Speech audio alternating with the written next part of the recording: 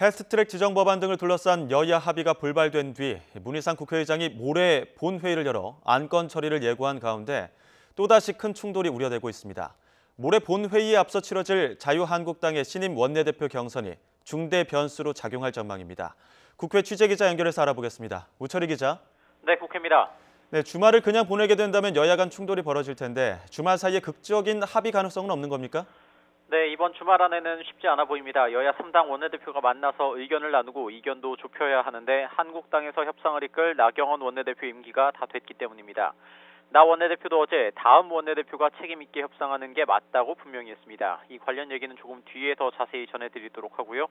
어제 문희상 의장과 여야 3당 원내대표 회동이 예정됐습니다만 나경원 원내대표가 빠지면서 합의가 불발됐습니다. 한국당이 무제한 토론, 그러니까 필리버스터를 철회하고 한국당을 뺀 여야 4당이 패스트트랙으로 지정된 선거법과 공수처 관련 법안을 상정하지 않는 방안을 맞바꾸려다가 좌절된 겁니다. 이에 문 의장은 시간을 그냥 흘려보낼 수는 없다면서 모레인 9일과 10일 본회의 소집을 선언했습니다. 이미 법정 처리 시한을 닷새나 넘긴 내년도 예산안과 이른바 민식이법 등 민생 관련 법안은 물론이고요. 패스트트랙으로 지정된 선거법과 공수처 또 검찰개혁 관련 법안, 유치원 3법까지 본회의에 올려서 표결도 마다하지 않겠다는 방침을 내비쳤습니다. 9일 본회의 개회 전까지 합의안을 만들라고 사실상 최후 통첩을 던지기도 했습니다. 한국당을 뺀 여야 4당은 일단 시급한 예산안과 민식이법 등 필리버스터 대상이 아닌 민생 법안을 우선 처리한 뒤 패스트트랙 지정 법안 처리까지 시도할 것으로 보입니다. 한국당은 선거법과 공수처를 결코 수용할 수 없다는 입장이라 거센 반발과 함께 충돌도 우려가 되고 있습니다. 다만 여야 4당은 마지막까지 한국당과 협상할 여지를 닫아두진 않은 상태입니다. 때문에 주말 사이 여야의 물밑 접촉이 이뤄질 가능성도 배제할 수는 없지만 본격적인 협상은 본회의 당일인 모레 오전은 돼야 가능할 전망입니다. 네, 지금 우 기자 말한 대로 본격적인 협상이 모레 오전은 돼야 열릴 것이라는 전망은 혹시 한국당 신임 원내대표 경선 때문이겠죠?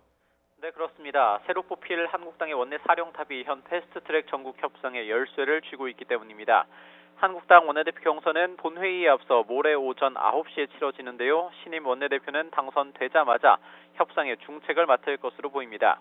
오늘 하루 오후 5시까지 후보 등록을 받습니다. 이제 3시간도 채 남지가 않았는데요. 현재 친박계로는 4선의 유기준, 3선 윤상현, 그리고 비박계로는 5선 심재철, 3선 강석호 의원이 출사표를 던졌는데 여기에 3선의 김선동 의원까지 공식 출사표를 던진 상태입니다. 후보가 난립하다 보니 함께 등록해야 하는 러닝메이트를 구하지 못하거나 막판 단일화 가능성도 조심스레 제기되고 있습니다. 이번 원내대표 경선은 이른바 황심이 특히 변수가 될 전망입니다. 나경원 현 원내대표의 임기를 총선까지 연장하지 않는 결정을 하는 과정에서 황 대표의 독선적인 당내 의사결정을 문제 삼는 의견이 많았기 때문입니다. 총선 승리를 위해 황 대표에게 힘을 실어줘야 한다, 아니다, 확실한 견제 세력이 필요하다 중에 어떤 의견이 더 의원들의 마음을 사로잡을지가 당락을 결정할 관건이 될 전망입니다. 지금까지 국회에서 YTN 우철입니다.